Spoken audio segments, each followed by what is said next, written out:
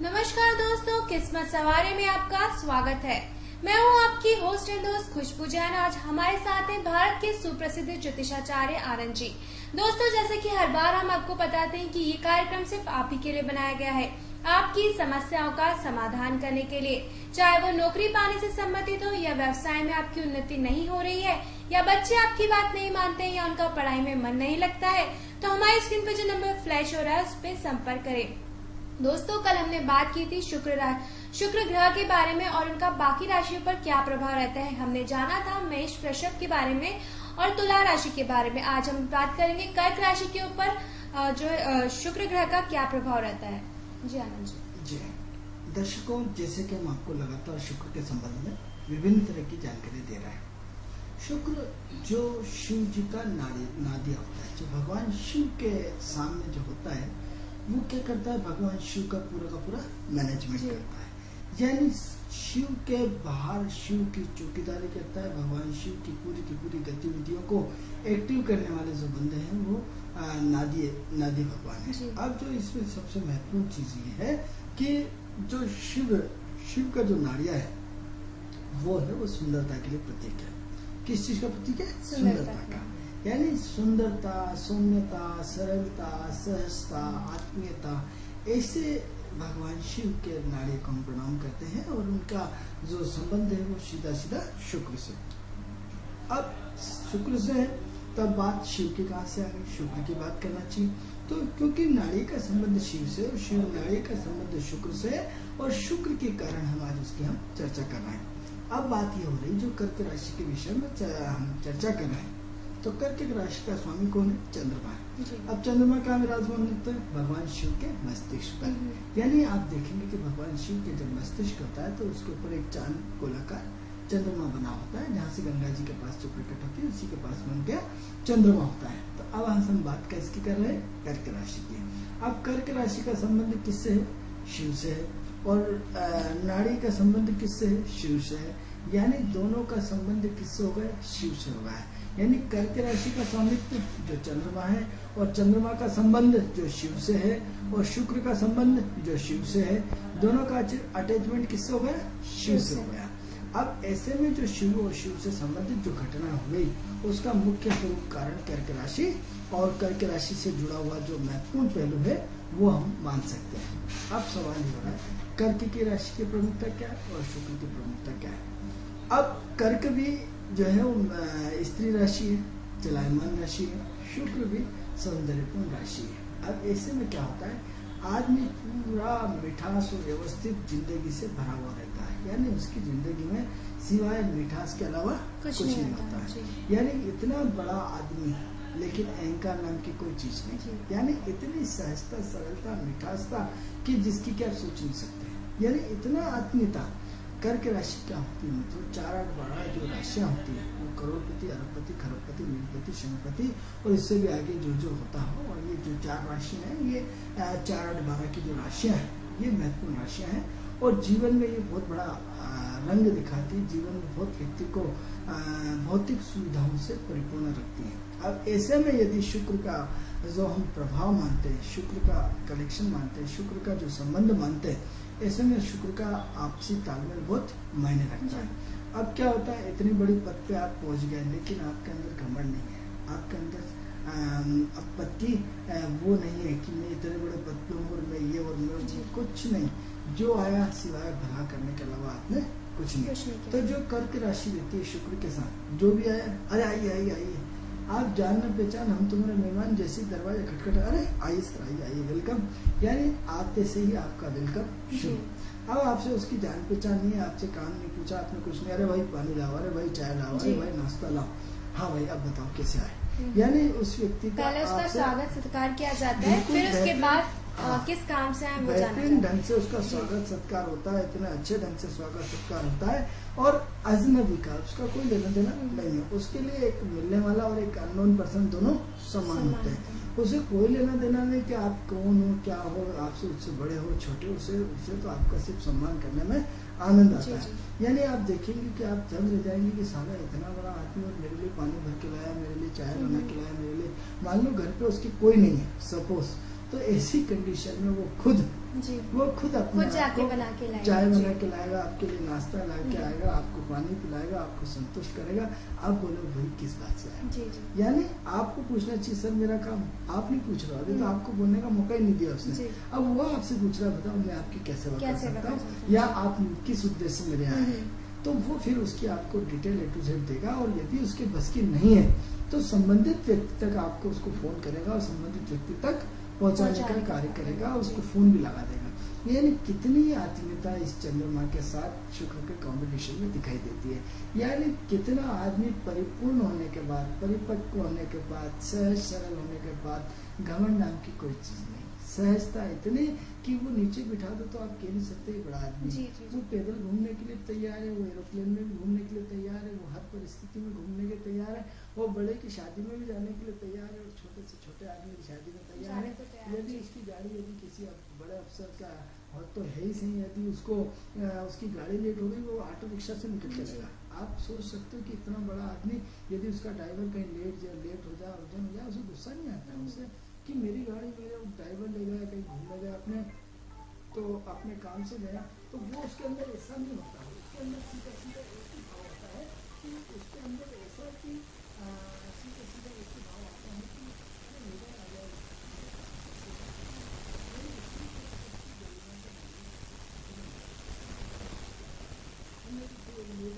गुस्सा नहीं आता। यानी इतनी बड़ी क्षमताओं का मालिक होने के बाद जैसे आप देखेंगे आम क्या होता है बड़ा आदमी इसमें दो चीजें हैं, खानदानी बड़ा होना और एक कुटुंब लोग को भी बड़े जगह पे पैसा आया और बड़ा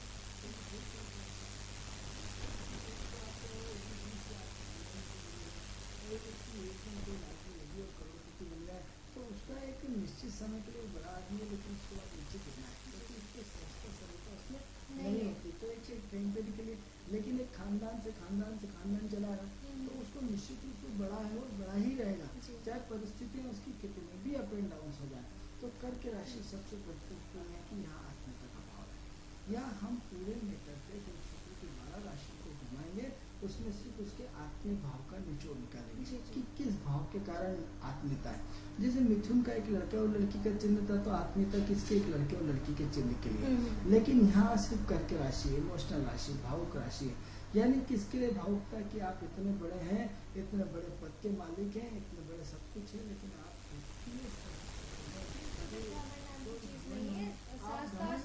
बिल्कुल आप चाहकर भी घमंड ला नहीं सकते, आपके अंदर घमंड आ नहीं सकता, आपके अंदर घमंड आपको छू नहीं सकता।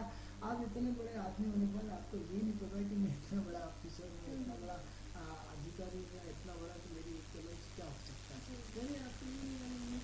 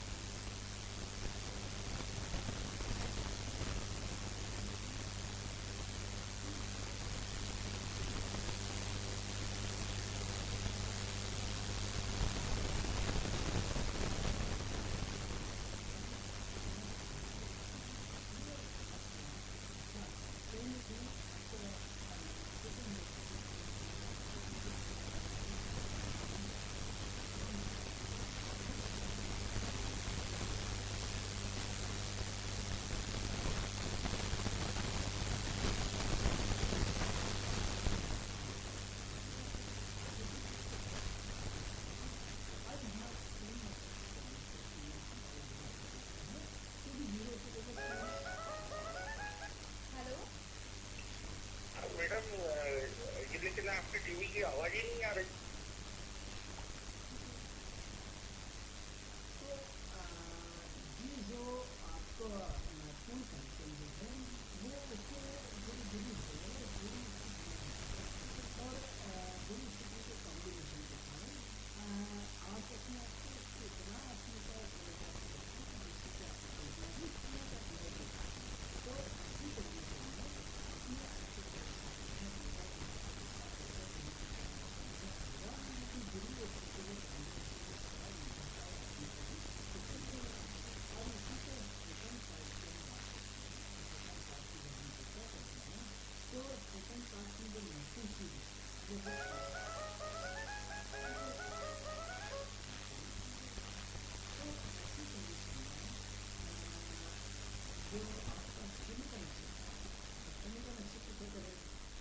नक्षत्र आपको कहीं ना कहीं उसको सच्चाई से जोड़ेगा। जितनी चादर उतने पैर फैलाएंगे।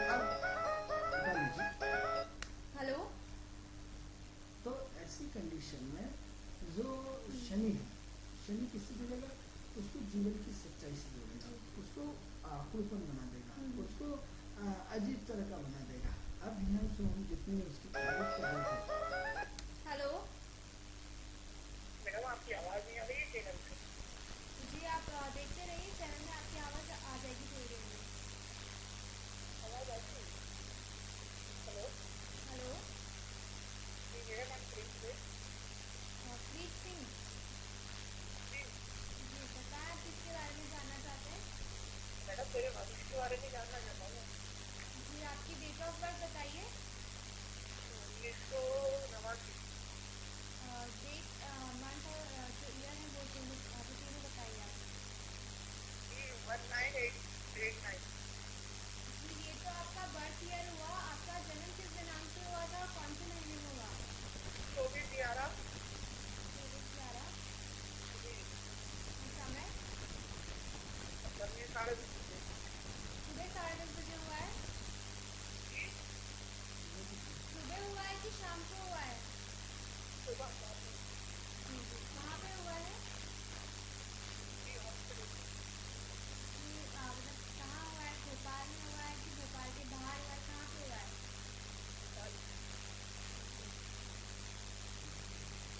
कहाँ से बोल रहे हैं आप?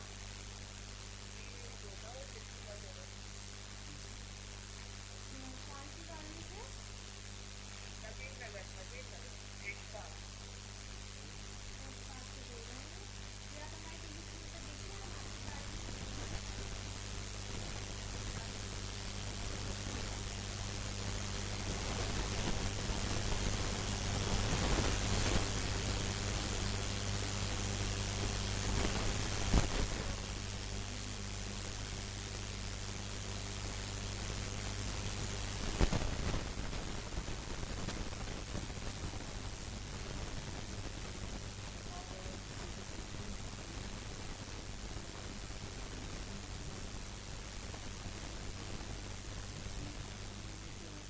हमेशा बात होने नहीं देते हैं, जो भी अभिमान होता है तो आप उसके खिलाफ नहीं रख सकते। एक तो आप बहुत सामाजिक कार्यकर्ता हैं, सामाजिक कामों में जी बताएं। तो एक तो आप सामाजिक कामों में बहुत ज़्यादा रुचि रहते हैं, सामाजिक एक्टिविटी से बहुत ज़्यादा भरपूर रहते हैं, सामाजिक कार्य करना आपकी बहुत रुचि है। तो एक तो बहुत ज़्यादा खर्चीले होने के कारण आप किसी को सुनने को तैयार नहीं हैं, क्योंकि खर्च की अधिकता आपकी लगातार किसी न किसी रूप में बहुत ज़्यादा बनी रहती है। अभी तक आपके जीवन में बहुत ज़्यादा संघर्ष किया है, बहुत ज़्यादा संघर्ष के साथ साथ बहुत ज़्यादा परेशानियाँ उठाई हैं और उसको अभी भी आप कष्ट नहीं जाएंगे।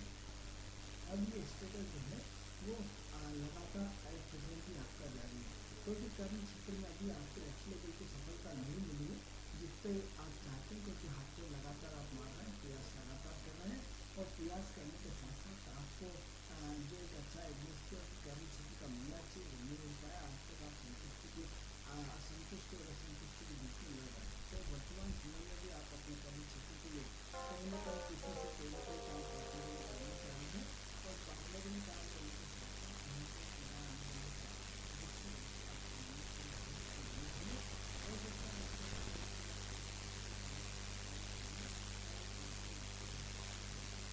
कोई ना कोई ऐसा काम करना और एक नौकरी आपको बहुत अच्छी तरह से अच्छी रहती है। आपके कर्म क्षेत्र में रहने से आपको बहुत अच्छा संतुष्टि आपको महसूस होगी और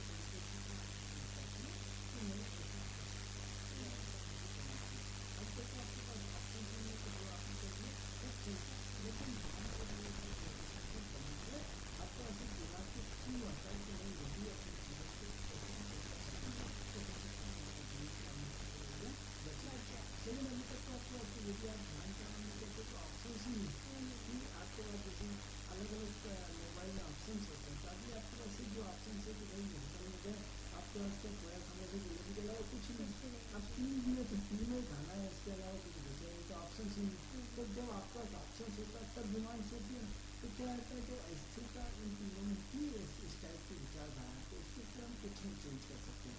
लेकिन ध्यान प्राणायाम का करने से आपका ऑप्शन हो जाता है कि नई इंटेंशन आपके पास होती है कि नहीं, यदि हम अपने नेचर को इस तरह में इस तरह करें तो हम अपने बचपन को इस तरह नहीं, या अपने शोधन करें कि आज दिन भर में हमसे कहाँ गलती है, क्या आनंद जी सही कह रहे थे नहीं कह रहे थे, क्या गलती थी नहीं थी, यदि हम इसमें संशोधन करें तो निश्चित रूप से हमारे जीवन में परिवर्तन आता है। वो हमें मान सम्मान इज्जत शोहरत और एक बड़ी कतार में एक रेट में लाके खड़ा कर देता है।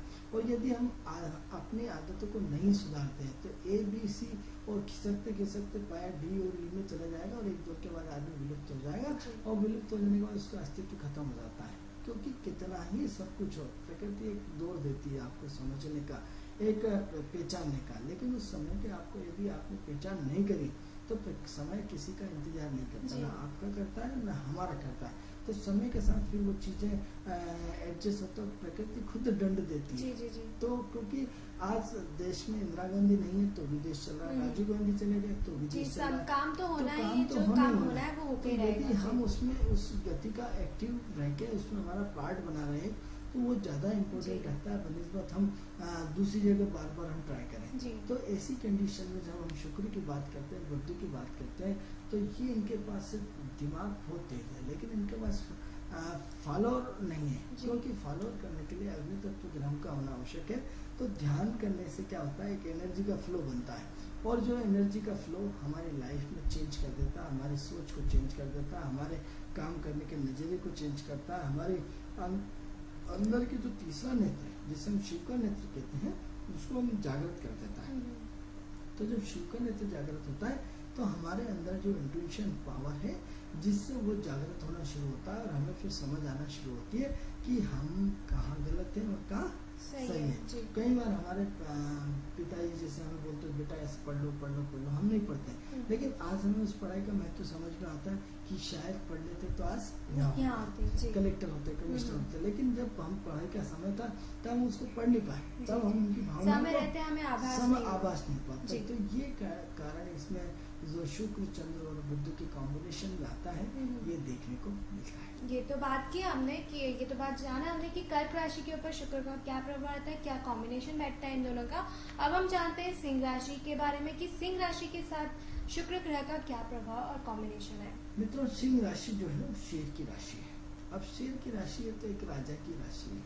अब राजा का क्या होता है, राजा के साथ सुख सुविधाएं आगे और पीछे घूमती है। यानी क्या होता है, यदि राजा कहीं आज किसी शहर में जाना है और उसको रात रुकना है तो उसके जाने से पहले उसका सारा का सारा प्रबंध हो जाता है जी। उसका रहना, रुकना, खाना, पीना, सोना, उसके बीवी कितने VIP लगा सकते हो लगा लें, और उस हिसाब से उसकी व्यवस्था होती है। यानी भौतिकता का सुख सौंदर्य उसके आगे और पीछे होता है जी। तो अब यदि आपका सूर्य जो सिंह राशि के लग्न है और सिंह राशि के लग्न में यदि सूर्य की कंडीशन आपकी अच्छी है, सूर्य की कंडीशन अच्छी कैसे मिलेगी, यदि सूर्य कहीं नेगेटिव हाउसों से नहीं जुड़ा है, यदि सूर्य की पोटेंशियल पावर बहुत अच्छी है और सूर्य अपने बहुत शुभ भाव से शुभ स्थिति में पड़ा हुआ है और पाप ग्रहों से त्रस्त नहीं है और शुभ की स्थिति में है, तो उसमें क्या होता है, जो सूर्य होता है वो सूर्य राजा के समान होता है। जैसे आज का हमारा राजा कौन होगा, मुख्यमंत्री होगा, आज का राजा हमारा कौन होगा, मंत्री होगा, आज का राजा कौन होगा, हमारा कलेक्टर होगा, आज का राजा कौन होगा, हमारा प्रधानमंत्री राष्ट्रपति होगा।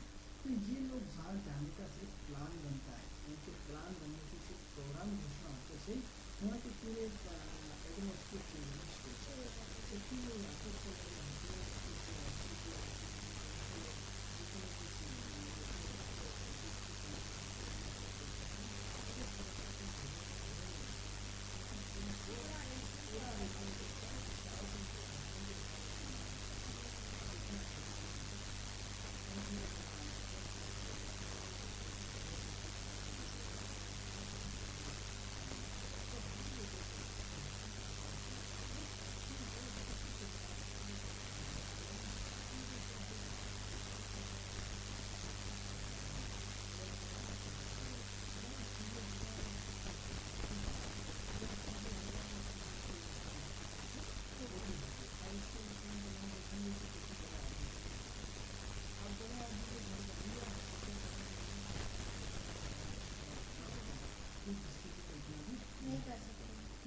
का पूरा एटमोस्फेयर भौतिकता से परिपूर्ण होता है। और भौतिकता से परिपूर्ण होने के साथ साथ उसके घर में पूरा का पूरा चकाचौंध और ये और वो पूरा एक शुक्र उसके घर में विराजमान रहता है।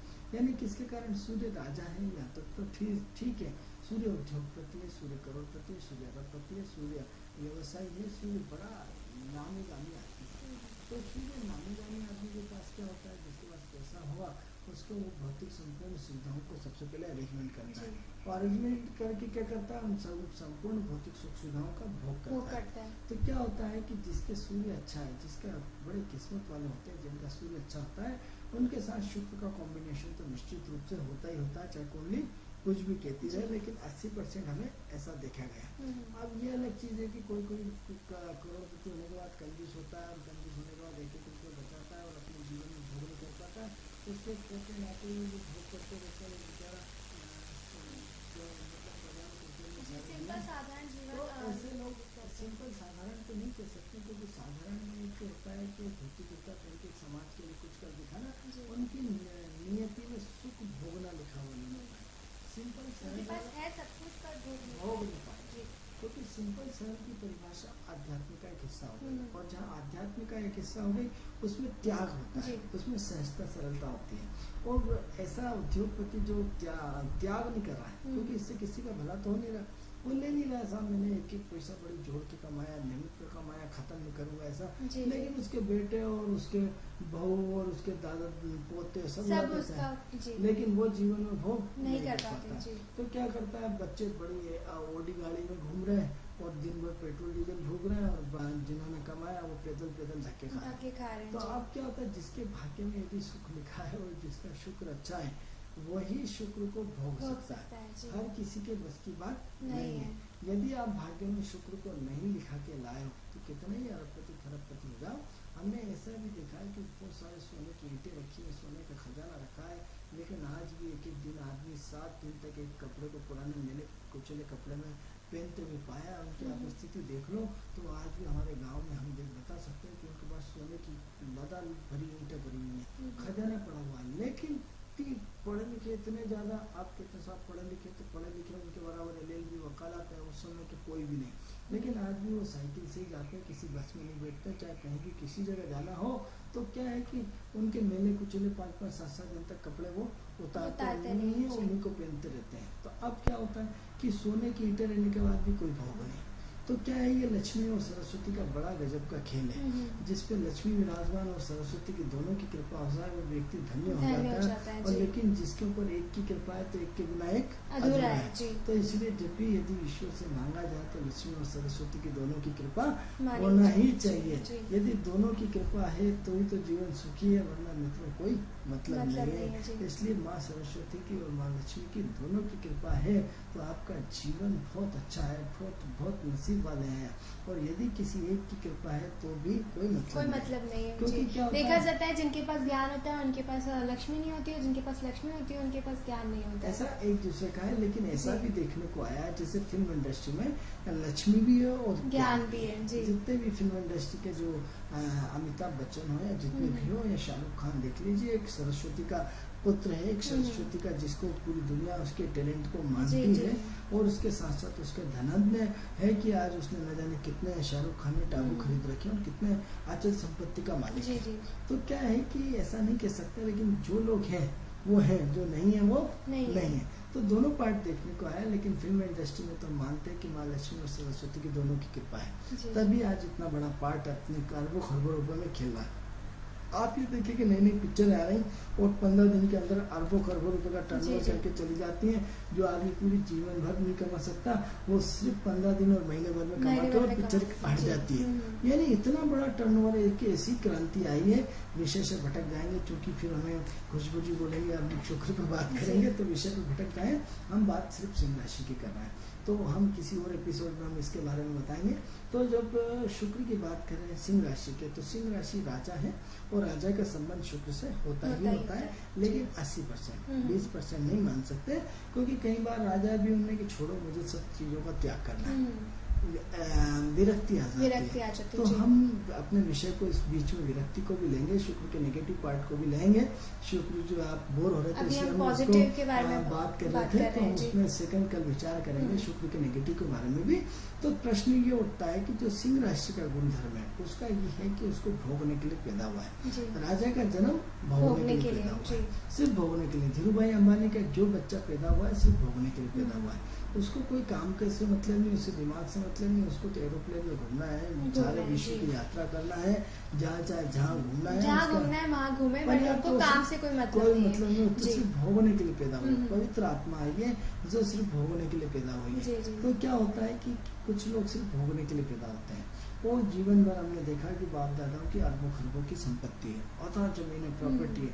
अब क्या वो हर साल आपको एक प्लाट बेचना है और अपना घर चलाना है। हर साल हमारे यहाँ कैसे थे, उनके अरबों रुपए की करोड़ों की संपत्ति, सिर्फ साल में एक प्लाट एक प्लॉट बेचते बेचते थे, और जी। उससे पूरा साल भर चलता था। हम्म। 40-50 लाख रुपए का एक प्लाट एक बेचता प्लॉट था 40-50 में, जी। 40-50 लाख साल में खर्च करता था। हम्म। तो ऐसा करते करते आज तक वो जिंदा है और आज तक चल रहा है। उन्होंने कोई मेहनत नहीं करी सिवाय कपड़े अच्छे टिप टॉप पहना। तो ये उनका भाग्य है, शुक्र उनका शुक्र इतना उनका अच्छा है अच्छा है, कि जी। उन्होंने जीवन में संपूर्ण भौतिकता के अलावा कुछ भी नहीं नहीं होगा। किया। तो ऐसी कंडीशन में हम आपको दर्शकों को बताना चाहते हैं कि जो सिंह राशि है वो अपने आप में बहुत दबंग राशि है और उसके साथ शुक्र का तालमेल होता ही होता है। जैसे राजा हुआ तो नूर साहब राजा आ रहा है, गाड़ी एक साथ 10 गाड़ियां आगे और पीछे चलती हैं, यानी कि शुक्र का समावेश करके आपके साथ आगे पीछे सौंदर्य कर रहा है। जहाँ घूमने गया वहाँ सारा का सारा जेब में कभी हाथ डालने की, आप देखो कि राजा कभी जेब में हाथ डालता है। जहाँ भी चाय, अरे साहब चाय लीजिए, काजू लीजिए, बादाम लीजिए, यानी क्या हुआ बिल्कुल आगे पीछे उसकी व्यवस्था है। जेब में तो कभी वो खाली जेब में पैसे ही नहीं होते होंगे, हाथ डालने का मौका ही नहीं मिलता होगा, क्योंकि कोई भी देता है। तो क्या है कि अरे साहब शिवराज सिंह चौहान, पन्नू साहब राजा है हमारे, उन्होंने साहब चाय लो, नाश्ता लो, समझ आपको जेब में हाथ डालने की जरूरत नहीं पड़ती। यानी कितने अच्छे कर्म जी आपको जेब में उनकी पोजीशन का ही असर रहता है, जिस पोजीशन पे वो है, जिस कुर्सी पे है बस उसी का कुर्सी का कमाल है। तो शुक्र का कॉम्बिनेशन इसके साथ हमेशा साथ चलता है। अब ये शुक्र और क्या करेगा, अब शुक्र क्या है, मैनेजमेंट है। तो क्या करते हैं, सरकारी कामों की व्यवस्थाओं को अच्छे ढंग से मैनेज करना। यानी राजा क्या करता है, राजा व्यवस्थाओं का मूल्यांकन करता है। यानी बिजली विभाग की क्या व्यवस्था है, ऊर्जा विभाग की क्या व्यवस्था है, स्वास्थ्य विभाग की, यानी क्या वो राजा के पास सिर्फ आपको उसने कुर्सी पे इसलिए बिठाया आपको मैनेजमेंट करने के लिए, जी। अब मैनेजमेंट क्या होता है कि एक उच्च स्तरीय मैनेजमेंट और एक लो कैटेगरी का। तो यहाँ क्या हो रहा है, सरकार का मैनेजमेंट, उच्च स्तरीय मैनेजमेंट कि साहब यहाँ आपको 8 लाइन का रोड बनाना है। अब साहब 8 लाइन का रोड निकल गया, यानी उस क्षेत्र की पूरी दूरदर्शा ही बदल गई, पूरी गरीबी मिट गई, पूरा एटमोस्फेयर चेंज हो गया, सारा भौतिकता में बदल गया। तो राजा जहाँ चाहे, जैसा चाहे, जिस जगह का चाहे वैसा कल्याण कर सकता है और वैसा उसको कल्याण करके उसको कहाँ से कहाँ और कैसे से कैसे पहुँचा सकता है। यानी एक नजर राजा की एक गांव का नजरिया बदल सकती है, गांव का स्कूल कॉलेज ये वो सब बदल सकता है। तो क्या होता है कि राजा का शुक्र के साथ बहुत गहरा संबंध है। तो हम इसमें क्या करते हैं कि शुक्र का सूर्य के साथ जो है बड़ी बड़ी मैनेजमेंट की व्यवस्था है।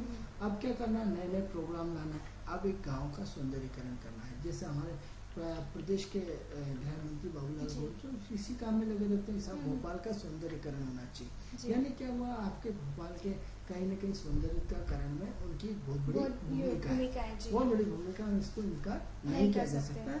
तो अब क्या हुआ, सब विदेशी तर्ज पे हम एरोड्रम बना दिया, विदेशी तर्ज पे हम बस स्टैंड बनाएंगे, विदेशी तर्ज पे ऐसा करेंगे, विदेशी तर्ज पे रोड बना दिया। तो कहीं न कहीं आज आपको जो शुक्र का मैनेजमेंट है नजर आ रहा है। तो सरकार के साथ सूर्य का जो संबंध है, शुक्र का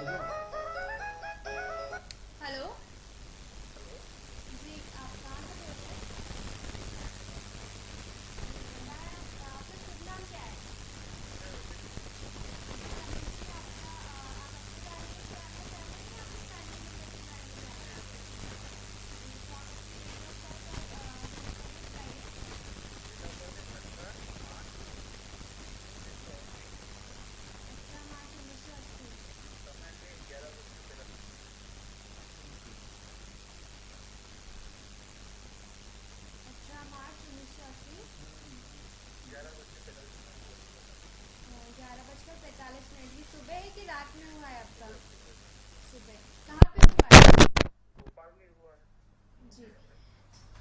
क्या जानना चाहते हैं आप अपने बारे में? एक्चुअली मेरी चाय की दुकान है जी और 3 साल से चला रहा हूँ। जी। आपकी शादी नहीं हुई अभी तक मेरी। आपकी चाय की दुकान है और आप 3 साल से चला रहे हो उसे। जी जी, और शादी अभी तक हो नहीं पाई है आपकी। जी। तो आनंद जी, इनकी शादी नहीं हो पाई, जानना चाहते हैं। तो इनकी चाय की दुकान है, वो उनका कैसा चलेगा व्यवसाय, और शादी इनकी कब तक होगी? देखिए ऐसा है कि क्या नाम बताया आपने? रमेश जी हैं। रमेश जी, आप हमारे टीवी स्क्रीन पे देखिए, हम आपके बारे में अभी बता रहे हैं। रमेश जी, आपकी शादी बहुत जल्दी होने वाली है और जनवरी से लेकर के मई के, जून के, जुलाई के बीच में होने वाली है, और इससे पहले भी हो गई तो कोई आश्चर्य की बात नहीं है। तो यूं मान के चलें कि आपकी पत्रिका में 4 ग्रह वक्री हैं और 1 2 3 4 ग्रह एक साथ बैठे हुए हैं, तो ये 2 कॉम्बिनेशन तो आपकी पत्रिका में बने हुए हैं। पूरी कुंडली के खांचे खाली पड़े हुए हैं और सिर्फ इसमें 4 ग्रह एक साथ है और 2 एक साथ है और एक में। तो ऐसी कंडीशन में क्या होता है कि आप अद्वितीय प्रतिभा के व्यक्ति तो हो गए, कोई आप साधारण व्यक्ति तो है नहीं। मित्रों, 1 ग्रह का वक्री होना अच्छा होता है, 2 का होना अच्छा होता है, 3 का होना अच्छा होता है, लेकिन 4 का होना थोड़ा सा मुश्किल होता है। उसमें थोड़ा सा संघर्ष होता है, परेशानियां होती है, दिक्कत आती है।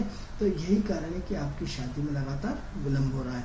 तो एक तो आपकी शादी डिले लिखी थी, और यूँ मान के चले कि आप हमारे UCN राजधानी चैनल में जरूर मिठाई का डब्बा जरूर लेके आए, आपकी शनाइयाँ जरूर भेजेगी और आपकी शादी जून के पहले हो जाएगी। क्योंकि जैसे ही राहु चंद्रमा के नक्षत्र में आया और आपकी शादी हुई, तो ये अब ज्यादा समय नहीं है आपकी शादी में। एक तो इतना थोड़ा सा वेट करें, ठीक है। दूसरा, आपके व्यापार की बात करते हैं।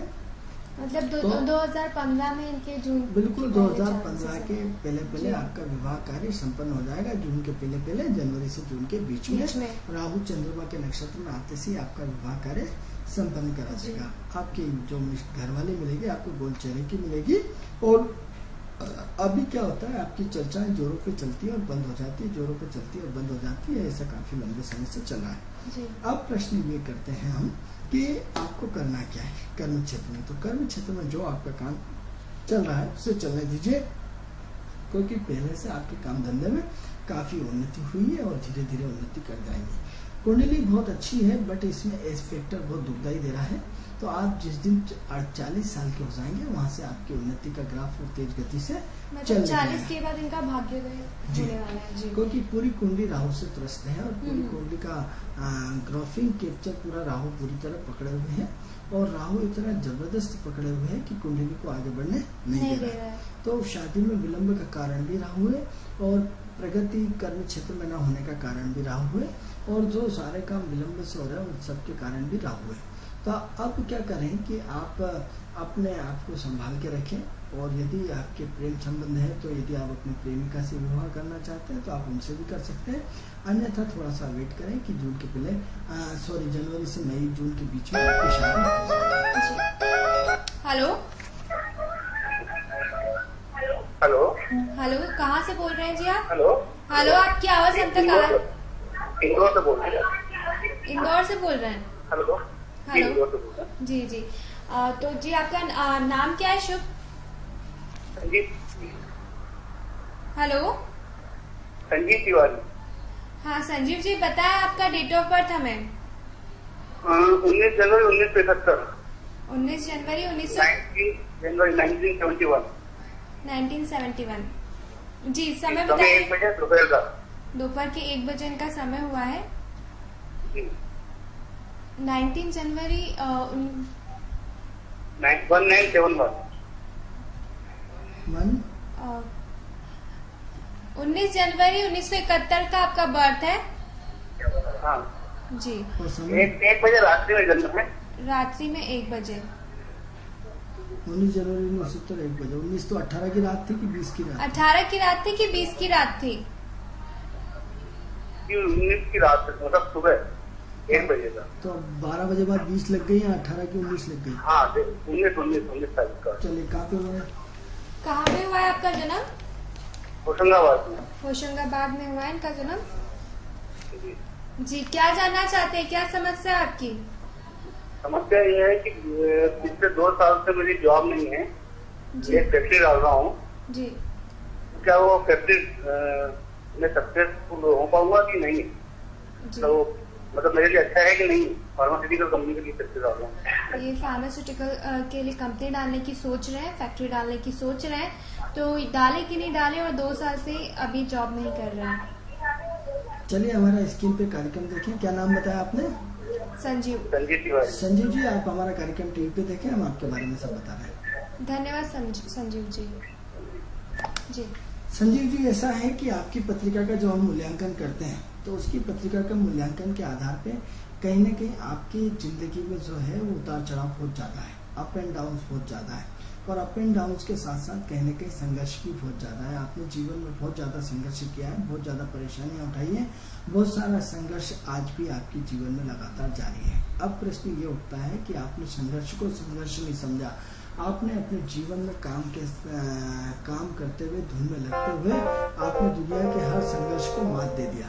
मात दे दिया इन द सेंस क्या है कि आप अपने काम में लगे रहते हैं, जुनून में लगे रहते हैं, आपके अंदर नए नए विचार आते हैं, आपके अंदर नई नई चीजों की उत्पत्ति होती है, आप एनर्जी के फ्लो के साथ पूरा दिन रात लगे ही रहते हैं, जिसकी वजह से आपको कोई भी काम मुश्किल नहीं दिखता है, क्योंकि हर काम में आपकी रुकावट आती है, हर काम में परेशानी आती है, हर काम आपका उलझनों से होता है, हर काम कहीं न कहीं परेशानी से होता है, हर काम डिले होता है। ऐसा अक्सर यदि आपने डेट ऑफ बर्थ, स्थान, समय सही दिया है, तो उसके आधार पर हमें दिखता है कि कहीं न कहीं आपके जीवन में परेशानियां हैं। बट परेशानियां लंबे समय तक नहीं दिखती, आप परेशानी को सॉल्व करते हुए आगे बढ़ते हुए निकल जाते हैं। अब प्रश्न ये उठता है कि आप खाली दिमाग शैतान का है, यानी आप खाली दिमाग कुछ भी नहीं रह सकते, आपके अंदर कुछ न कुछ उथल पुथल का काम बहुत तेज गति से चलता रहता है। आपको इंडस्ट्री काफी पहले समय से, बहुत समय से लगाने की आपके मन में जिज्ञासा है। अब हमें ये पता नहीं पड़ पा रहा है, क्योंकि ये 2 साल से इंडस्ट्री आप लगा रहे हैं, क्योंकि आपकी इंडस्ट्री तो बहुत पहले लग जाना चाहिए थी। अब किस कारण से क्यों विलंब हुआ ये हमें नहीं मालूम पड़ रहा है, क्योंकि हमारे हिसाब से आपकी इंडस्ट्री का बहुत लंबे समय से प्लान बना हुआ था, और उस प्लान को आप अभी अंजाम दे पा रहे हैं, तो ये अलग चीज है। लेकिन कहीं ना कहीं आपके लिए इंडस्ट्री आप खोल सकते हैं, इंडस्ट्री में कोई दिक्कत नहीं है। लेकिन इसमें फार्मासिस्टी के इसमें खोलने के साथ साथ इसमें जो बदबूदार वाली चीजें होती हैं, जिसमें जिन चीजों से, जैसे पेट्रोल से बदबू आता है, कई चीजों से जो बदबू आती है, दवाई में जो बदबू, यदि बदबू वाली लिक्विड वाली ज्यादा दवाएं बनाएंगे तो आपके लिए फायदेमंद। 2 तरह की दवाएं बनती है, एक तो ठोस और एक लिक्विड। तो लिक्विड वाली दवाओं, लिक्विड वाले फॉर्म यदि आप करेंगे तो आपके लिए बहुत उत्तम रहेगा, क्योंकि लिक्विड वाली दवाओं से आपका करियर, आपका कर्म क्षेत्र आपका बहुत आगे बढ़ जाएगा। ये भी हो सकता है संजीव जी, हमें ऐसा दिखाई दे रहा है कि हो सकता है आपने अपने काम में पार्टनरी करी हो, या ये अपना काम अकेले न डाल करके पार्टनरी के थ्रू कराओ, तो हो सकता है यदि आपका पार्टनर हो तो पार्टनरी में भी ये काम हमें संभव दिखाई दे रहा है। लेकिन आप संजीव जी एक बात का ध्यान रखें कि इससे पहले भी आपने बहुत सारे काम करे, बहुत सारे उथल पुथल करी है, और बहुत सारे उथल पुथल अभी और करना बाकी है। एक तो संजीव जी आप अपने काम से कभी भी संतुष्ट होने वाले नहीं है, तो ये इंडस्ट्री भी आप कितने दिन तक चला पाएंगे ये हमें पता नहीं पड़ता। लेकिन इतना हम ये कह सकते हैं कि इस इंडस्ट्री में निरंतर परिवर्तन करते रहेंगे, निरंतर चेंज करते रहेंगे, आप एक काम से संतुष्ट नहीं होंगे। या फिर यूं कह लीजिए कि इस इंडस्ट्री को सेट करने के बाद आप फिर किसी दूसरे काम में लग जाएंगे, और फिर दूसरे काम में लग करके फिर दूसरे, इसके साथ साथ आप दूसरे भी काम करते रहेंगे। लेकिन आपके एक काम नहीं रहेगा, आपके बहुत सारे काम रहेंगे, क्योंकि कभी भी आप अपने एक काम से संतुष्ट नहीं हो पाते हैं संजीव जी। तो आपके पास क्या है कि बहुत सारे काम है। तो एक तो क्या है, बहुत शानदार आदमी हो, आपकी पकड़ बहुत अच्छी है, आप गरम और दरम दोनों तरह के नेता हो, तो आदमी को हाथ फेरना भी आता है और आदमी को जूता मारना भी आता है। आपने दोनों कलाएं के पास है, दोनों कलाओं के ज्ञानी है। भगवान कृष्ण की 16 कलाएं थी, तो आप भी कम कलाओं से ज्ञानी नहीं हो, मजे मजाए खिलाड़ी हो, तो कहीं ना कहीं गरम और नरम दोनों दल के नेता हो। एक तो बहुत लंबा अनुभव का पुट लेके बैठे हो, छोटी सी उम्र में आपके अनुभव बहुत बड़े बड़े हैं, आपके अनुभव को हम प्रणाम करते हैं, आपके अनुभव को हम बिल्कुल सार देते हैं, क्योंकि आपने छोटी सी उम्र में बहुत सारे बड़े बड़े अनुभव प्राप्त कर लिए।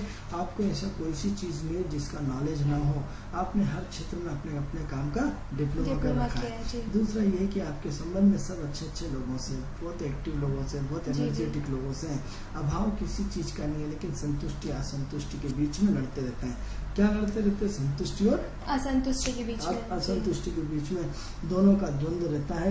जनवरी फरवरी में हो सकता है आपको विदेश भी जाना पड़े, आपके विदेश के जाने के भी योग बने हुए हैं, या आने वाले समय में आप विदेश में भी जाने का आपके प्रबल योग है।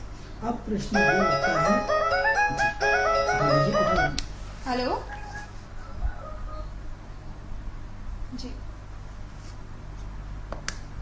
तो अब ये प्रश्न ये उठता है कि आपकी जो एनर्जी है वो थोड़े समय का और इंतजार करिए, और अब ये एनर्जी आपकी रंग लाएगी, कहीं ना कहीं आपके काम रंग लाएंगे और आंख मीच के काम करते रहें। बस इतना ध्यान रखें कि अपने दान पुण्य को बढ़ाएं, दान पुण्य की आस्था को बढ़ाएं, पेड़ पौधे लगाएं। पेड़ पौधे लगाने से क्या हुआ कि हमने कई बार अपने यूसीएन राजधानी चैनल के माध्यम से आपको बार बार समझाने का प्रयास करते हैं कि एक पेड़ लगाने से आप लाखों पक्षियों को घर बना करके देते हैं। जी, जी। लाखों पक्षियों के भोजन की अवस्था हो जाती है, क्योंकि नीम और पीपल जो है वो फलदार वृक्ष होते हैं। और भिखारियों को भोजन कराएं, वृद्धाश्रम जाए, अनाथ आश्रम जाए, तो निश्चित रूप से संदीप जी आपकी अच्छी प्रोग्रेस होगी। इसके अलावा हमारे स्क्रीन पे नंबर है, यदि आप कोई उलझन हो या कोई दिक्कत हो तो हमारे कंप्यूटर के ऊपर, हमारे लैपटॉप के ऊपर हमारे नंबर लिखे हुए, आप हमसे संपर्क कर सकते हैं। दोस्तों, किस्मत सवारी में फिलहाल इतना ही। अगले दिन फिर मिलेंगे नई किस्मत के साथ। तब तक के लिए नमस्कार। नमस्कार।